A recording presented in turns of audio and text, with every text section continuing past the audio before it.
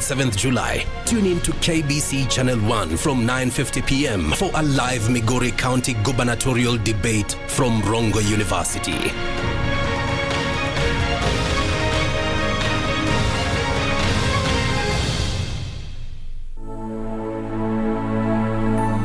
Every day, over 15 million members are transforming Africa.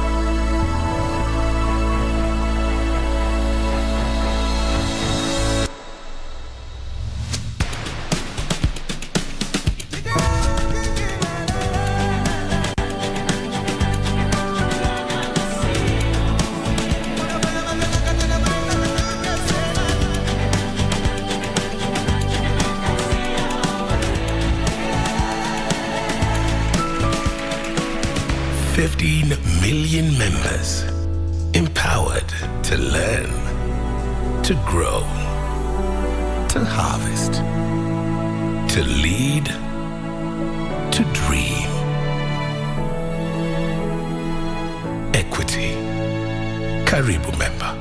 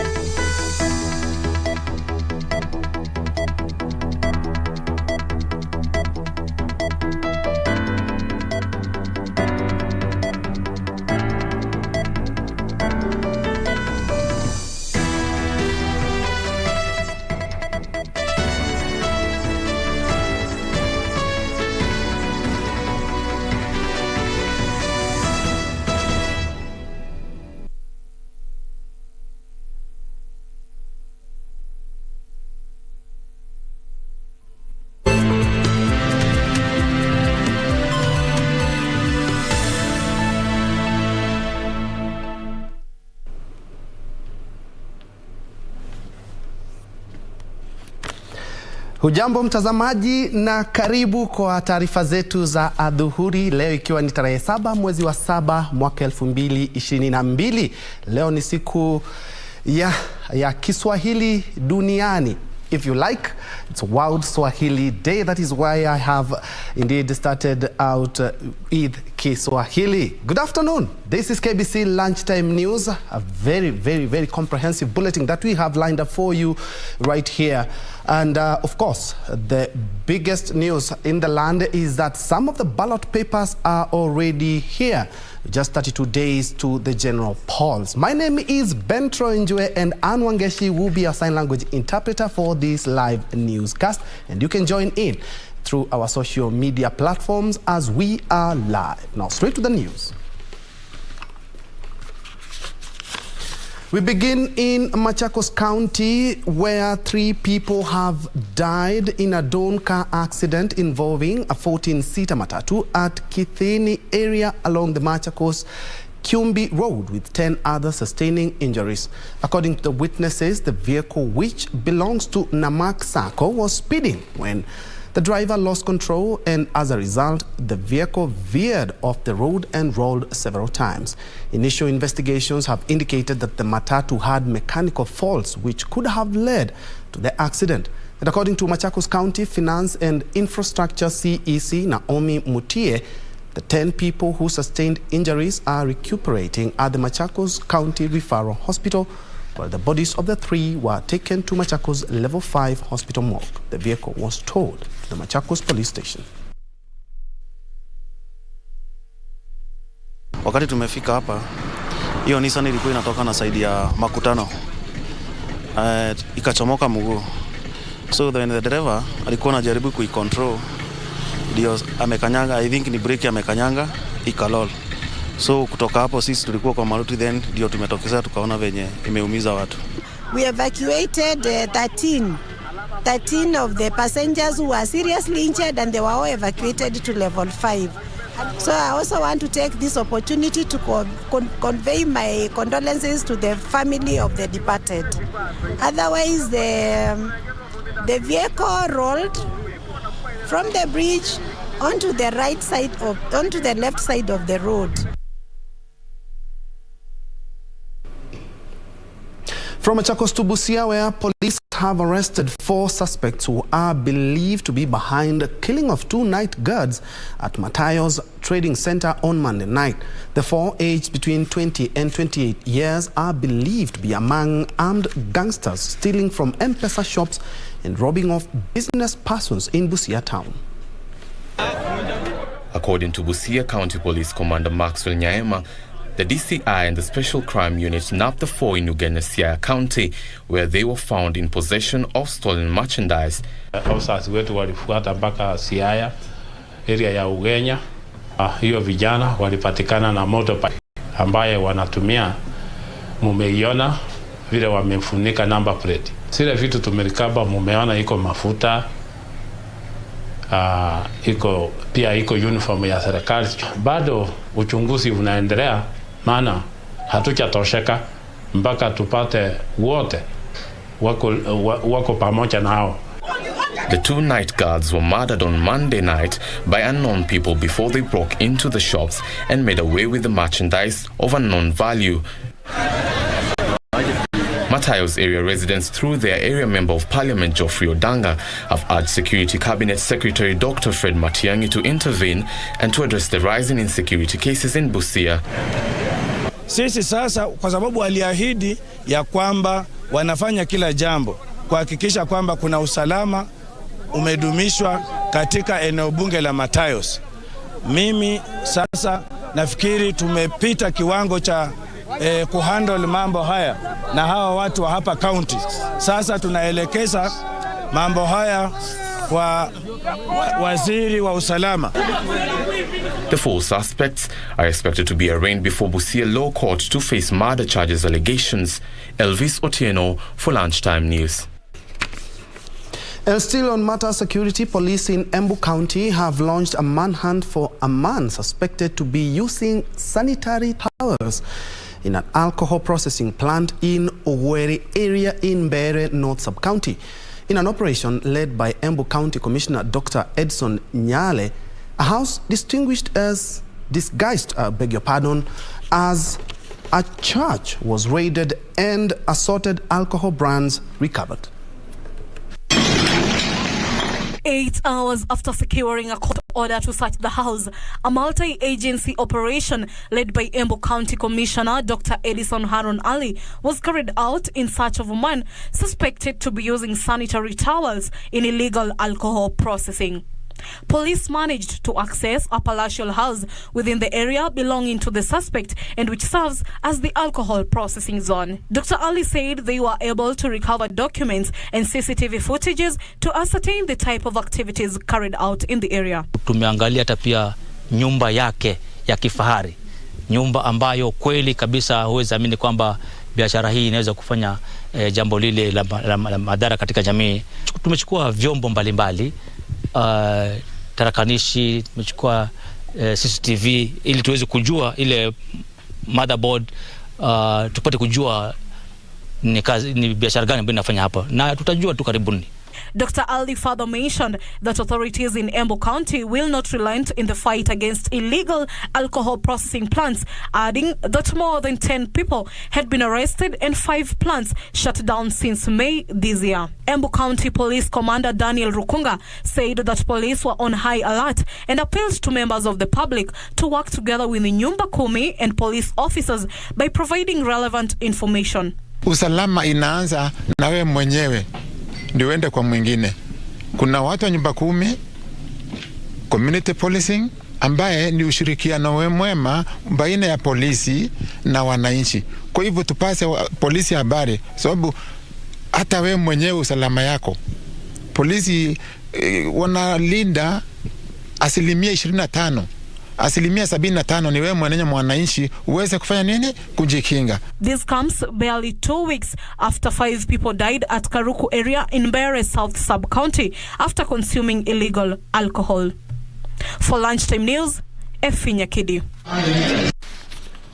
And still on security, an ex-terror suspect who was acquitted of criminal charges by a Nairobi court is now calling on the government to offer him state protection as he fears for his life. Former madrasa teacher and cleric Sheikh Guyo Gorsa served a 4.5 year sentence at the committee maximum security prison, but is now a free man ready to rebuild his life. Guyo had previously requested to remain in the prison for fear of his life, but the request was denied. The ex-terror suspect now hopes that the society will be more accepting of his case. His neighbor and friends are calling on the community to accept the court's decision and integrate him back to the society so that he can lead a normal life once again. Kwa sababu ile shughuli zangu za kawaida bado sijaanza. Sijaingilia kabisa kama kufunza madrasa, ndio hide litokea hapo kufunza watoto, na bado sijaanza kufunza isipokuwa msikiti mara moja kidogo huwa, na nimeanza kidogo kwa msikiti, lakini kwa madrasa bado, kwa sababu hapo kwa watoto ndio mambo za watoto yanakuanga sensitive sana. Nilikuwa mzigo kwa sababu hizo mambo za kesi ni lazima mtu ashughulikie, koti, lawyer lazima alipwe, na mtu bado akiwa huko ndani pia kuna vitu anahitaji. Yaani unakuwa burden sasa kwa yule mtu ako nje. Tulipata shida sana, na mwenye kutegemewa kwa family ni yeye. Yeye ni kama baba hapa, so tuliteseka sana juu ile mahitaji ya plot yeye anasimamia. Ni mimi ndo nilikuwa nashikilia na nilikuwa napata. Community unit from 21 to 44. Governor Nyong'o commissioned Nyalunya and Chinga Health Services maternity units and Obino dispensary that aims to serve some 21,086 residents within Kisumu East Sub-County. We have therefore improved the number of our maternity units in the Kisumu East Sub-County. I am happy to note that over the last 6 months alone, out of the 7 new facilities we have operationalized in Kisumu, by equipping and recruiting personnel, 2 of these new units, Obino and Ongadi, are in this sub-county. The operationalization of the 2 maternity units and the dispensary will go a long way in easing access to quality healthcare services. Reporting for Lunchtime News, I'm Samuel Karaoke. And from Kisumu County, let's now head over to Kirinyaga County, where Azimio la Umoja presidential candidate Raila Odinga is leading the campaigns and currently making his speech. Let's listen in. Tuko na ODM, tuko na Wiper, kadhalika. Hiyo ndio demokrasia tulikuwa nataka. Na vile sasa tuko na Azimio la Umoja One Kenya. Nikisema Azimio, semani inawezekana. Azimio! Azimio! Azimio! Ndio sababu tumefika siku ya leo kuambia nyinyi andu wa Kirinyaga ya kama kumepambauka, kumekucha, jogosha wika mara 3, amukeni twende kazi. Mko tayari? Mko tayari? Tulisema Kenya iko tayari kwa mabadiliko. Tunataka ukombozi wa 3. Ukombozi wa kwanza ilileta uhuru, ikamaliza ukoloni. Ukombozi wa pili ndio hii naambia nyinyi, ilileta katiba mpya, sio? Na ikaleta ugatuzi, sio? Sasa ukombozi wa 3 na wa mwisho ni ya uchumi, the economic liberation of Kenya. Tunaelewana vizuri? Tunaelewana vizuri? Na ni ya vijana na kina mama. Vijana mko tayari? Mko tayari? Na mama mko tayari? Baba endelee siendelee? Endelee siendelee? Baba nasema baba endelee, nione kwa mkono. Hiyo ndio sababu tumekuja. Huyu mama Martha Wangari Karua tulikuwa naye kwenye hiyo harakati ya ukombozi wa pili. Yeye ni mama shujaa, harudi nyuma. Tukosema tudie na mbele, tunaenda, sio? Ndio sababu mimi nimeweka yeye kama mgombea mwenza wangu. Sasa mnaunga mkono? Unaunga mkono? Tunataka kuongoza wa Kenya katika harakati ya ukombozi wa tatu. Na tunasema sisi kama wa Kenya tuko na adui 4. Adui ngapi? Moja ni ugonjwa, pili ni ujinga, tatu ni umaskini, alafu 4 ni ufisadi. Ufisadi. Sasa tunasema ufisadi inahujumu mali ya umma, inanyang'anya wananchi haki yao. Mali ya wananchi wanaweka kwa mfuko yao wao wenyewe, kwa maslahi yao. Tunajua hawa watu Saheli, yeye anaingia, yeye ni membamba kama shindano, lakini baka ya mwaka 1-2 amefura kama kupe ile ambaye amesafionza damu ya ng'ombe, sio? Mnajua hawa watu tunasema sisi tunataka waweke hao kando. Tukimaliza mambo ya ufisadi, Kenya inaweza kuendelea mbele. Manake tutakuwa na mali ya kutosha kuendelea mbele. Nyinyi mnatoa ushuru kila siku. Kila siku nyinyi mnatoa. Kila siku, upende usipende. Mama akiingia katika duka hii, akinunua pale chumvi, ametoa ushuru. Akinunua sukari, ametoa ushuru. Akinunua unga, ametoa ushuru. Sasa kwa unga hiyo sasa ushuru kubwa kabisa. Akinunua pale soda, ukikunywa ile soda Coca-Cola, umelipa ushuru kubwa sana. Kivuta sigara ndani yake, ukikunywa ile one for the road ile, hiyo sasa ni mama yake.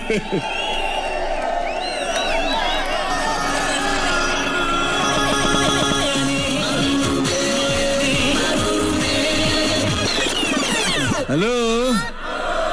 Hiyo ni ushuru serikali inagota kwenu, upende usi. Lakini hiyo ushuru anatoka kwako ili akufanye wewe nini?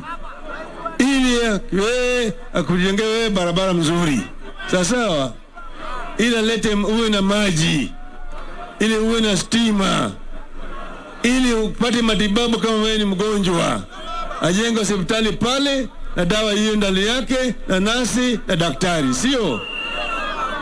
Ili shule zijengwe, watoto wasome sawa sawa na walimu walipe mshahara, sio?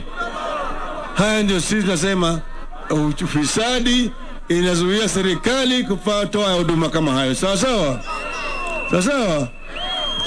Ingine tumesema wafisadi wafanywe nini? Wafanye nini? Hapana, waleke jela, weke ndani. Hello? Sisi kama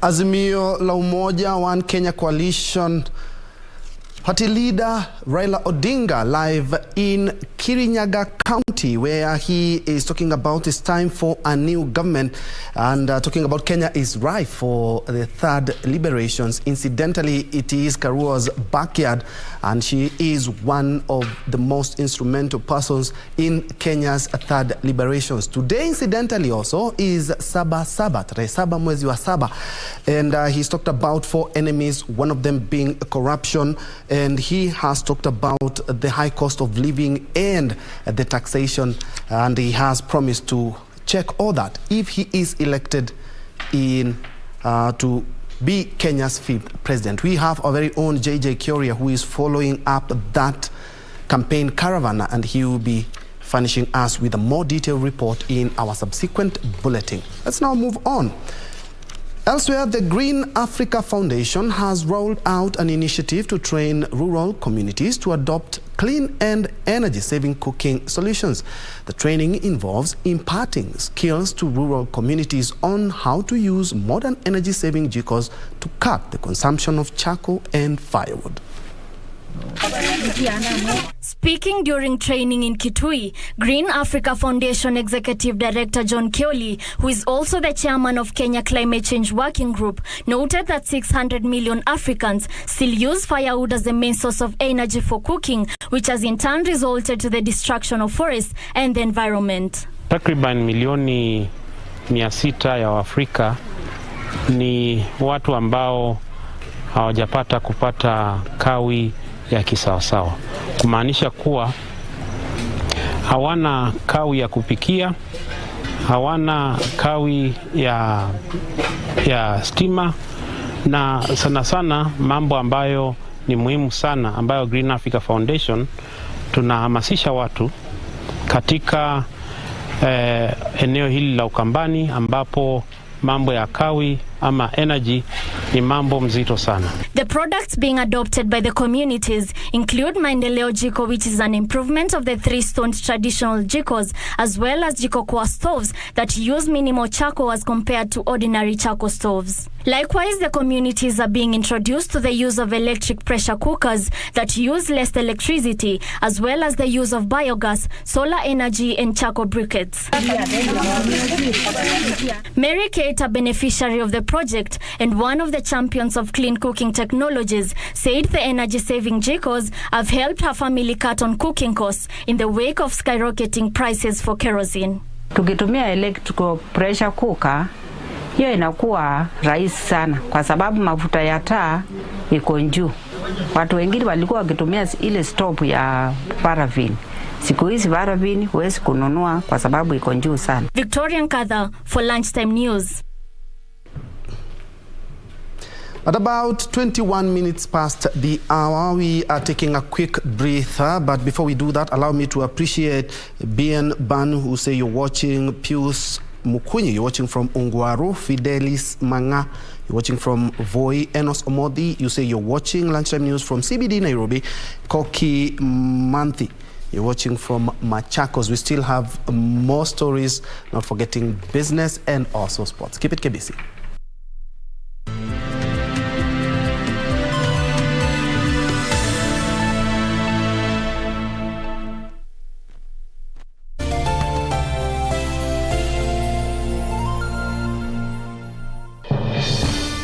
We shall legalize weed. Professor George Luchiri Wajakoya of the Roots Party. Semeni baba kea.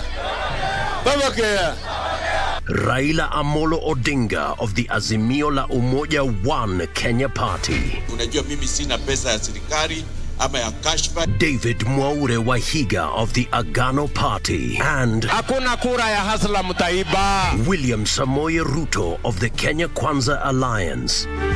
Presidential Debate 2022. Do not adjust your sets.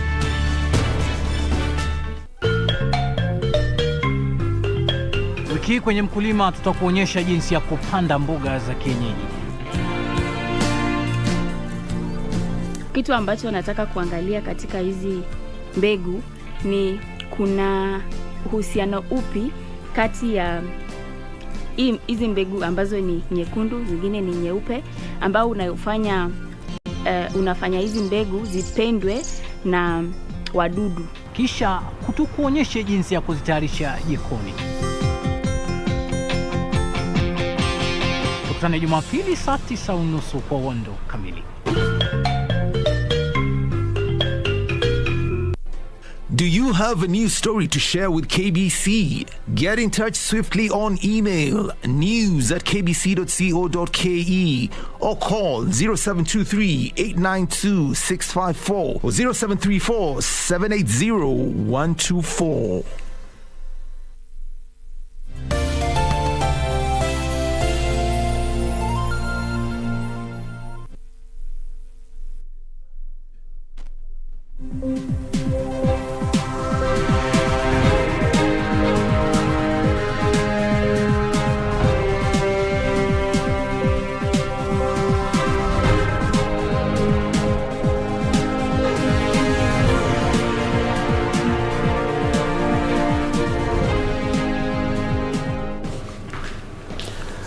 Welcome back and thanks for keeping it KBC. We still have a conversation that you do not want to miss, all about the fuel prices and the dynamics. The government said it could do away with the subsidies in the coming month. We'll have that discussion with HAS CEO Mohammed Salat.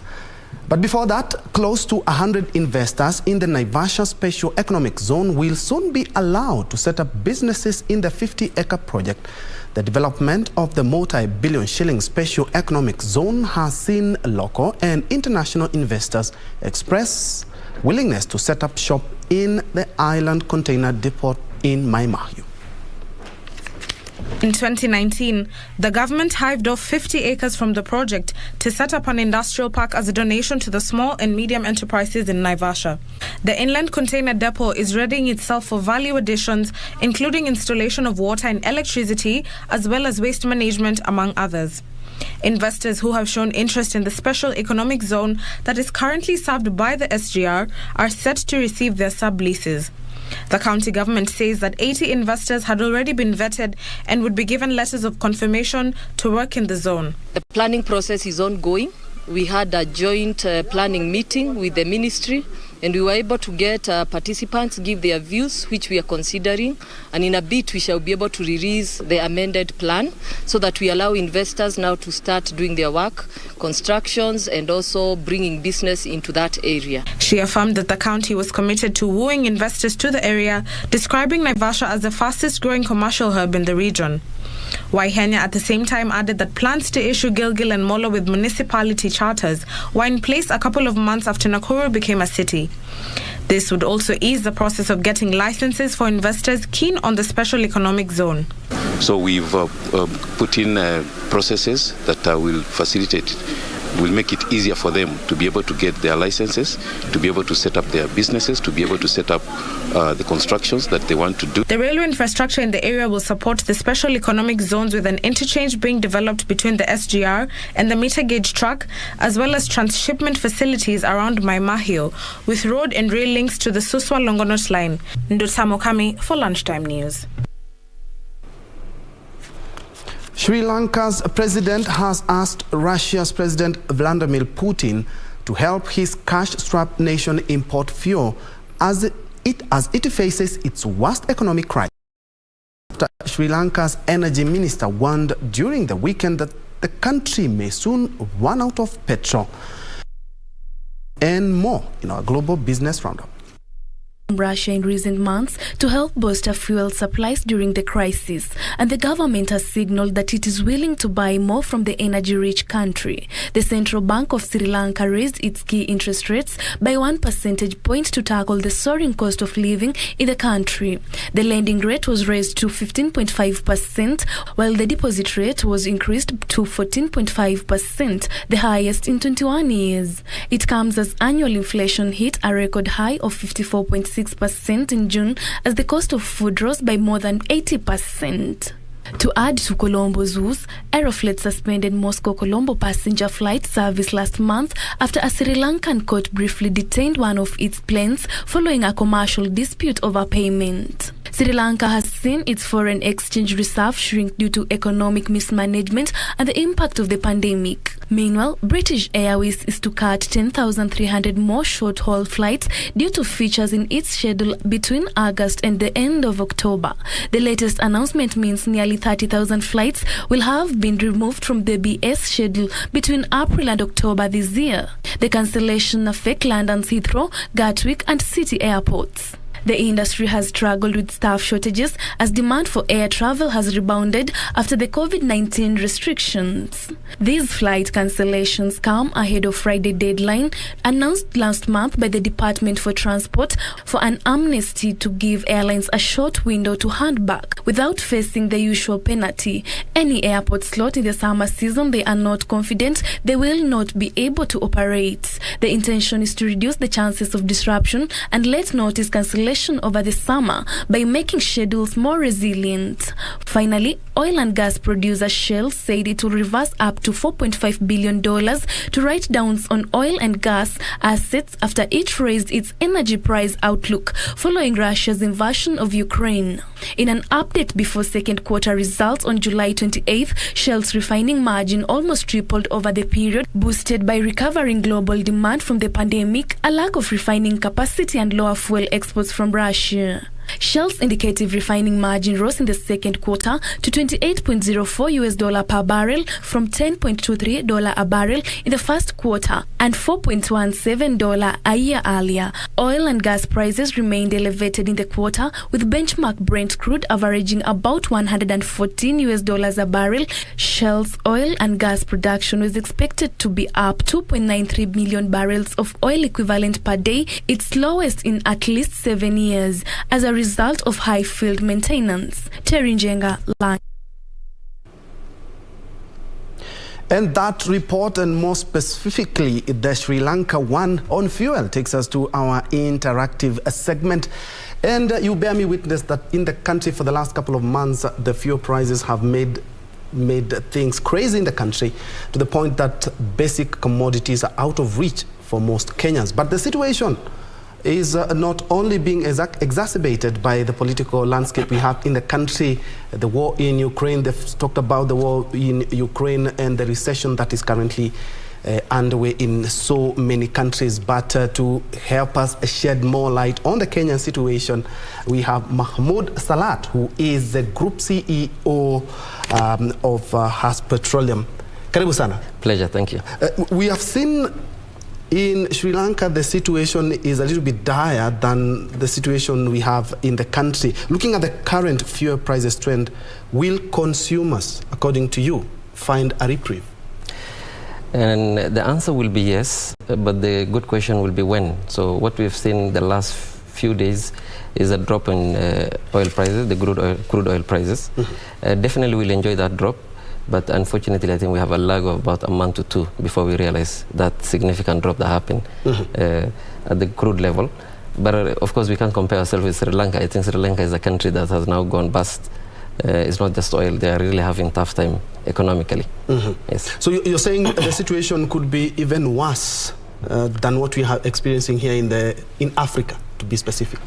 Look, and Ben, honestly speaking, it's been a tough time time period for any country that is not oil producing. We've seen the skyrocketing of energy prices across, and the impact that has across the economy is something that you cannot ignore at any point in time. So in our case, what I will say is we had last month when prices have been only increased by 9 shilling only, because the impact is there's over 40 shilling on diesel and 25 shilling on petrol that the government has given out as subsidy. The reality is, if you compare the prices of crude oil in the month of May and June, there's been a significant jump, and that jump will now be realized this month when we're doing the next pricing. Where I sit, of course, the prices has not yet, has not yet been communicated, but we're expecting up to maybe 50 shilling jump in prices, out of which the government will decide, how much to take subsidy, how much to jump. Of course, we are all cognizant it's the last month to election, so the government will try to be as generous as they can to make sure this month is covered. But it's not been easy, and you are talking about not any other product, you're talking about energy, which is an input cost to any other production or service industry. Well, that could scare a lot of Kenyans. The Treasury has, you've talked about we'll see what the government could give us subsidies, but the Treasury did talk about scrapping the fuel subsidy. Should consumers be worried? Look, what I will say is consumers will anyway be worried, but if you ask today what is the prices of fuel in Uganda, Kampala right next to us, versus Kenya, you will see the difference, and that's simply because the government there does not do subsidy of any case. Now, for our, for our country, Kenya, yes, with the expulsion or once they stop providing subsidy, then it will be a tough time. But what I can say is generally in economics there is what they call demand destruction. a product prices will reach certain level when it's not sustainable and people will stop consuming that product. So we have not reached that time, but honestly speaking, it's been tough times. We're talking about large economies like the US talking about recession or impeding recession and so on. So it's not easy, but what I can say is over time or ultimately people will consume a product to the extent they can pay for it. And it has been largely blamed on the Russia-Ukraine war, but some countries are having it a little bit easier than others. And what is the situation in other countries? Somebody had suggested that oil-producing countries, yes, so as to at least subsidize the prices, they could actually refine the oil themselves and at least have some to balance the equation when it comes to the fuel prices. Is that something that can be explored? True. The conversation has been a lot to do with the supply versus demand. We've been seeing increase in demand, especially post-COVID, when economies are recovering. And we've seen, the supply side not coming along.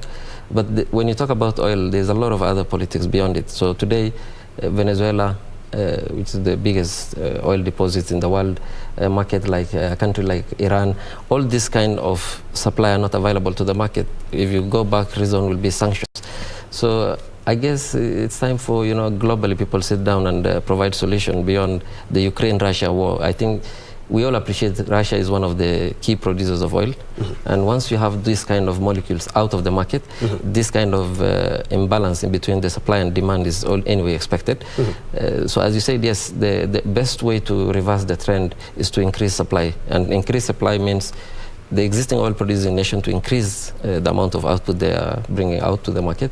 But equally, economies or markets that are not now available to the rest of the world, like the Venezuelan and Iranian molecule, need to come to the market in some form or shape. Yeah. Yes. And looking at, you even alluded to the fact that the global price is going down. Are we expecting to see that in the third and fourth quarter? And what does it mean for countries like Kenya? Look, if you look at the analyst or expert discussion around why the prices have dropped now, it goes beyond, the increased supply. Of course, there's an element of supply, but equally there is the impending recession and the fears around it, where people are like, this price is not sustainable. So unfortunately, how long will this price drop sustain is the key question, and most of the analysts or experts don't have answers for how long do you enjoy this reduction. But I think as a country, this kind of reduction we have not yet enjoyed because of the lag that we have. So I mentioned to you the month of May was high, and that's why we had that kind of an impact. We have June, which is even higher than May when you talk about the global setup. So that is why I'm talking about next month or this month pricing will be slightly higher. Then July, when the prices have dropped, is when we'll enjoy, that reduction. And in our case, that will be the pricing of August, September. Now, and also we are in an electioneering period, and of course the economy always gets a hit each and every time we go to the elections. Are we supposed to see, or does it have big impact on the prices now that they're quite down, the energy prices as a whole? And also I noticed that you've also started a power plant or something. Can you kindly explain that and how we are supposed to benefit as Kenyans?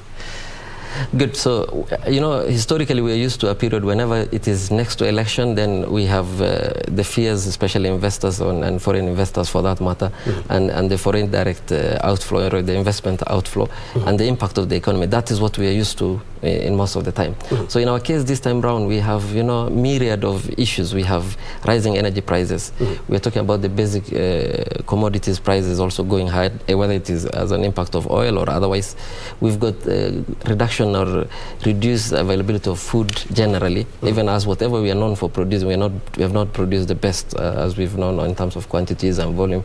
So generally, we're going to an election with all its uncertainties, but again, with a lot of economic uncertainties. And that's why if today you're the next person taking over this country, then you must think outside the box. While these prices have been going up, surprisingly for me, I haven't heard anything about us increasing or fast-tracking our Turkana exploration and so on, just to bring a reprieve to the economy. So whoever takes over must think outside the box and provide solution to an economy that is beaten in almost all angles. Now, coming back to your other question about us, I guess for us, what we are thinking is, what is the consumer thinking? And we've seen several electric vehicles in the market. If you are ardent use of these uprights like bolts and so on, you'll see gas-powered vehicles in the market. So as what we've done is we are now making sure the suppliers, our consumers can get an alternative to oil or fuel, for that matter, alongside their fuel consumption. So you will see electric charging ports in our Kasarani station. In our Rongai station, we are talking about autogas, which is filling gas-powered motor vehicle. So we're thinking alongside the consumer's thoughts as far as these challenges are concerned. Indeed, thank you so much, Mohammed Salat. Nice having you. He is the CEO, Group CEO actually, of Haas Petroleum. They are trying to help us understand the fuel dynamics and also the energy itself, because it's not only the fuel that has gone up. Thank you so much indeed. Thank you, sir. Moving on, the Independent Electoral and Boundaries Commission.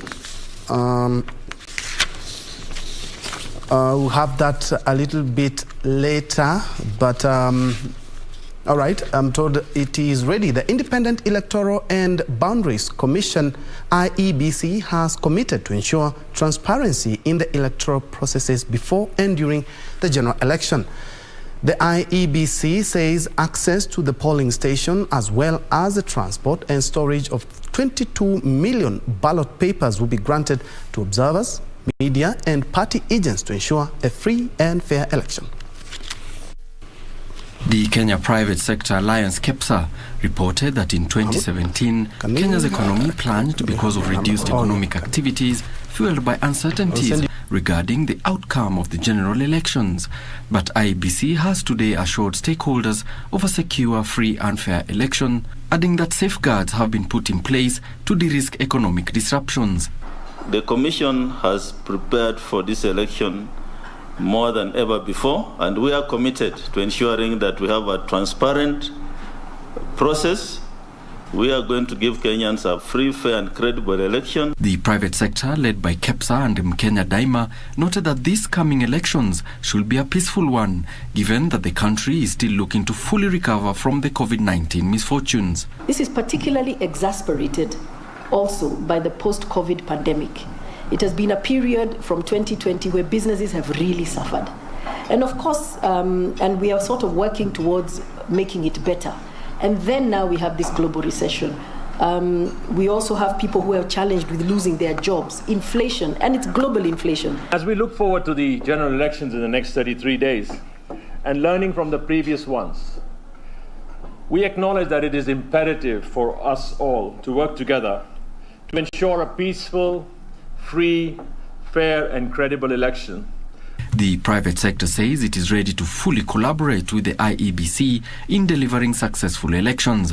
This even as the IEBC announced that it has also already engaged the Office of the Director of Public Prosecutions, the National Police Service, the Judiciary, among other stakeholders, to ensure confidence in the upcoming elections, assuring the business community of stability. Where we have been assured that we have sufficient police officers to protect Kenyans during this period of elections. I want to assure business people and other Kenyans that they should not worry during election time. Just go vote and go about your what you do. The Commission also assured stakeholders of ironclad technologies to be used as the first batch of election materials arrive with tamper-proof security features. Alan Auko, Lunchtime News. Now, Kenya has today joined the world in marking the World Kiswahili Language Day for the first time after the UNESCO declaration. Tourism Cabinet Secretary Najib Balala appealed to all education institutions, universities and TVETs to embrace Kiswahili as the first language, as it will go a long way in easing communication, promote culture, trade and unity across the region. imefunzwa kama lugha ya lazima kwenye mafunzo yote toka shule za upili hata shule za sekondari. Ndiposa pia tunataka ihimizwe kwa maeneo yote ya serikali lazima iwe ni lugha mbili, moja ya Kimombo na moja ya Kiswahili. Lakini hiyo ndio maana kueneza lugha hii. Na lazima sisi sote tutafute siku kama ya Ijumaa tuzungumze lugha ya Kiswahili, tuvae mavazi yetu ya Kiafrika, ndiposa tutambulike na tupate heshima yetu kama Waafrika. Tunachukulia kwamba lugha ambayo itakunufaisha zaidi ni lugha ya Kiingereza, ndio itakufungulia njia, ndio itakayokuonyesha kwamba wewe umesoma sana. Lakini sisi tunasema hivi kwamba unapojifundisha Kiswahili haina maana kwamba usijue Kiingereza. Tunasema ujue Kiingereza vizuri na ujue Kiswahili vizuri. Ukijua lugha zote vizuri sana, utakuwa unajiimarisha mwenyewe, utajiamini vizuri zaidi. Wewe fikiria, maanake sisi kama Wanaafrika Mashariki tunaenda kwenye mikutano ya kisiri katika nchi za nje, na wakati wa kushauriana tunashauriana kwa lugha ya Kiingereza.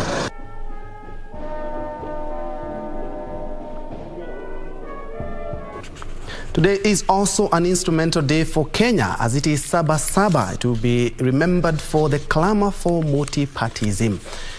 Elsewhere, South African farmers may resort to planting fewer crops as persistent load shedding disrupts planting schedules, and spiraling fuel prices make it more expensive to undertake daily farming operations.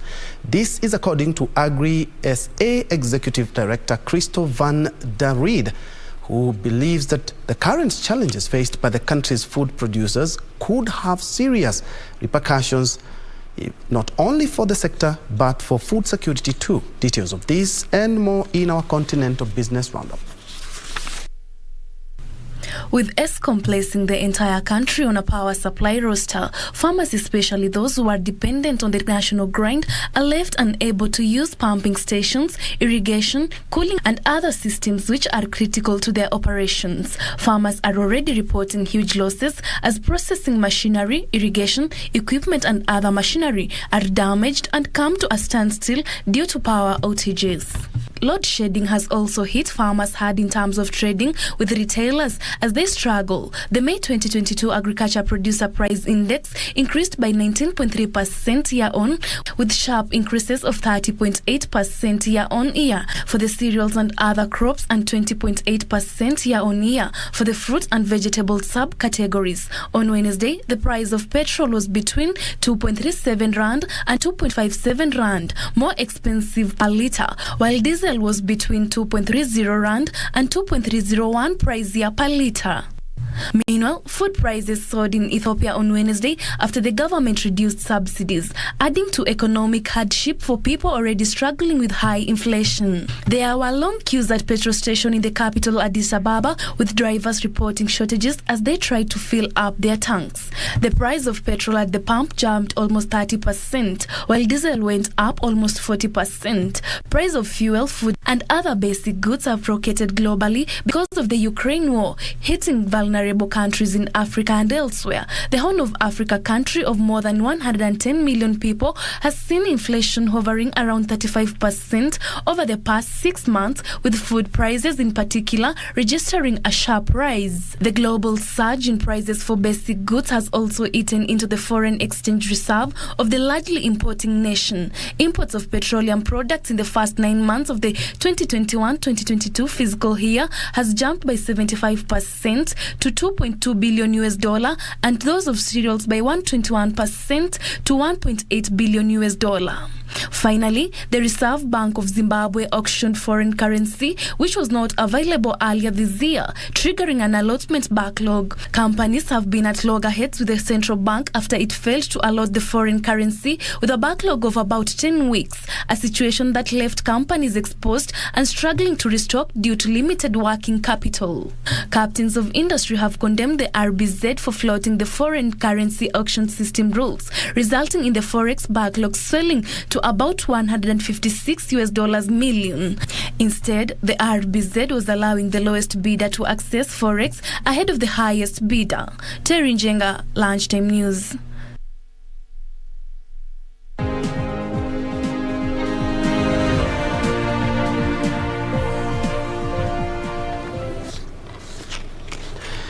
And closer home, Gong Land Registry surveyors in Kajiado County are on the spot over multiple illegal land subdivisions in their area of jurisdiction. The officers are said to be colluding with unscrupulous land dealers to subdivide public utility plots, resulting in land ownership wrangles. Residents say the problem is persistent in most parts of Kajiado, especially in urban centers where original chunks of land have been subdivided into plots without provision of access roads, denying locals access to basic needs. Imeathiri watu wengi kwa sababu barabara zote za town planning, hata tukiangalia kwenye map, zimeelekezwa kwa hiyo barabara. Kwa hivyo wamefungia wengi. Sababu si haki mtu kufunga barabara ambayo inafaa kutumika. Queen Seki, a widow from Kisamis, Kajiado West Sub-County, fell victim to the rogue surveyors after her 1-acre land was subdivided, leaving her with no access route, power and water as she has to seek electricity where live from a neighbor. Karudi nikafikiria sasa naweza kukatakata to plot niweze vijana wangu waweze kukaa. Kwa sababu sina stima saa hii na sina maji na sina barabara, omba nisaidiwe sababu mimi ni single mother, sina mtu anaweza kunishikilia, ni serikali tu inaweza kusimama na mimi saa hizi. Although she was armed with documents from the Ngong Registry Office and a title deed, a letter from the Director of Survey Kenya, Maritime Weldon, quashed the land mutation done by the surveyor, indicating that the access road was meant to only serve one parcel of land. The Kajiado DCI office is also investigating a case of obtaining land registration by false pretenses, contrary to the law.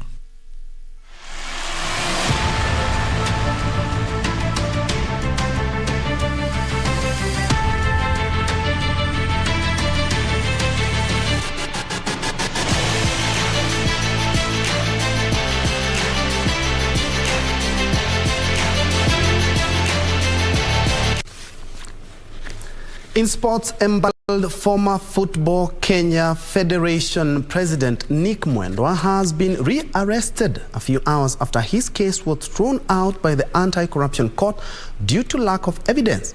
According to police, Mwendwa, who was arrested this morning at his house in Kiambu Road, is being grilled at the DCI headquarters ahead of being arraigned in Kiambu Law Courts later this afternoon. The Anti-Corruption Court in Nairobi withdrew his case of alleged misappropriation of Football Kenya Federation funds after the prosecution failed to provide evidence.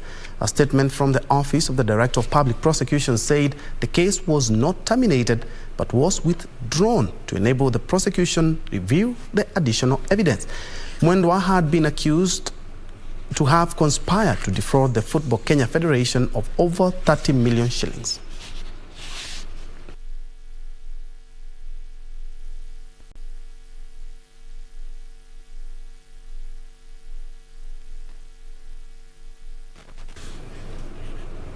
Elsewhere, Beth Mead helped England get off to a winning start at the Euro 2022 as they beat Austria 1-0 in front of a record crowd at the European Women's Championship game at Old Trafford.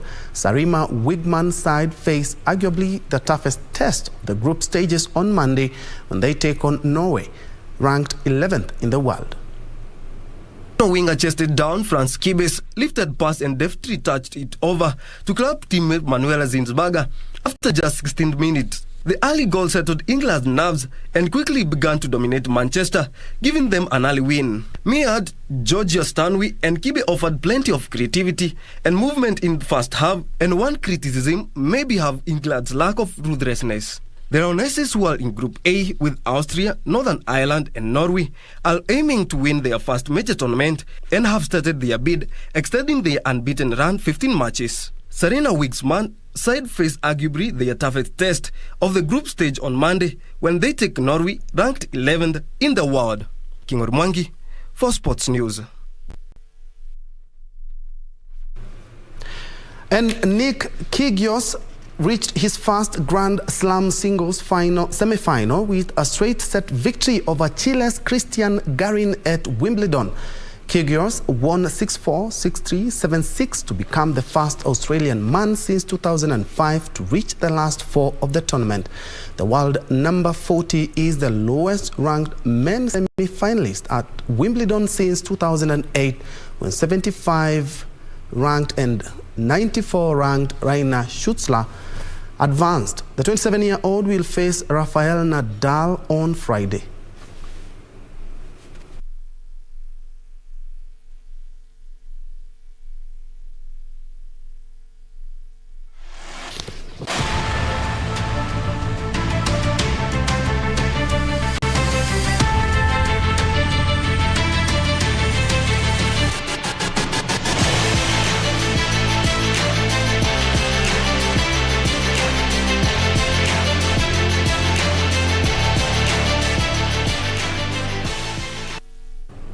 That's all the time we had for KBC Lunchtime News on this Thursday. Thank you so much for keeping me company. Of course, for more news, we have our subsequent bulletin at 4, 7, also at 9. But for a quick one, just log on to www.kbc.co.ke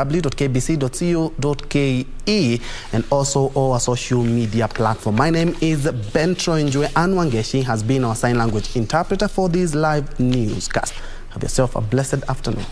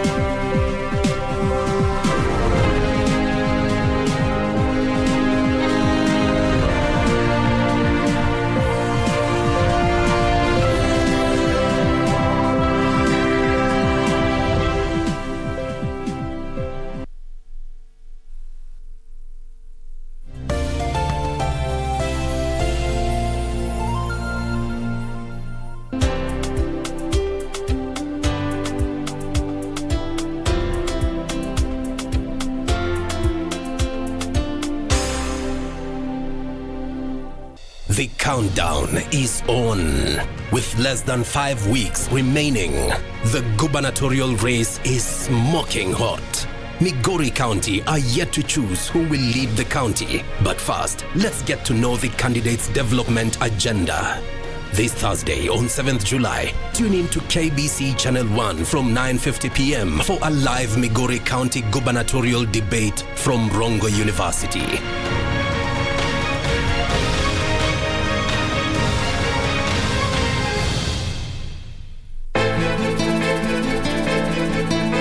Mimi pia wewe hujamuona. Unasema unanishuku. Unanishuku tu kwa sababu gani? Unajua Leo, mimi nishaye kumsikia Maya mara kadhaa akisema kuwa wewe na Jack mnajuana. Siogopi bwana. Na wala hapa sijafukuzwa mimi. Analo linalomsumbua. Ukimuuliza atakwambia. Yaani hamwezi fanya kazi kimya bila kusengenyana. Kama huyo msichana wako amekuacha, jipange na wache kusumbua watu.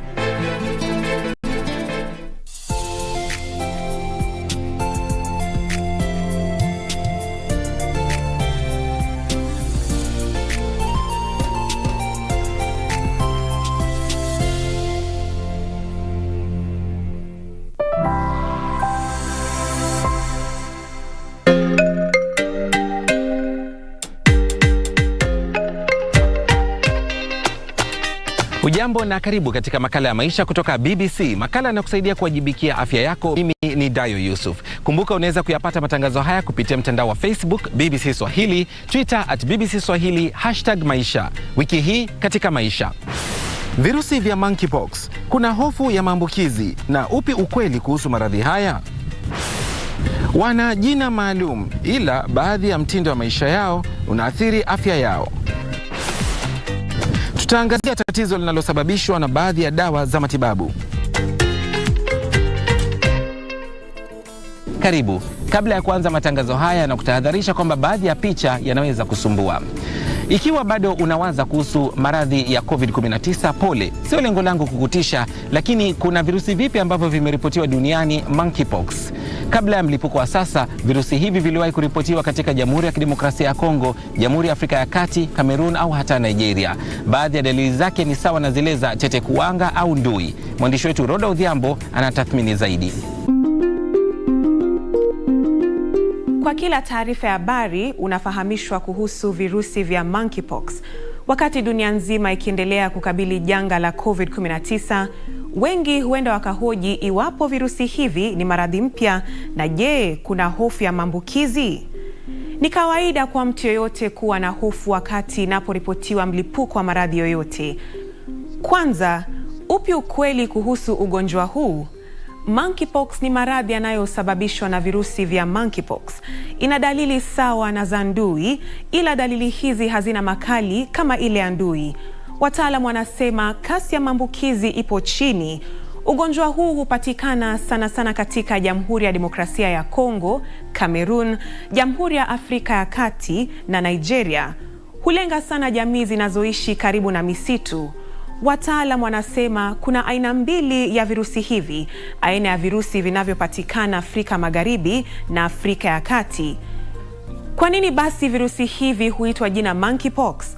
Virusi vya monkeypox viligunduliwa mwaka 1958. Vilipatikana kwenye kundi fulani la nyani ambao walihifadhiwa kwa minajili ya utafiti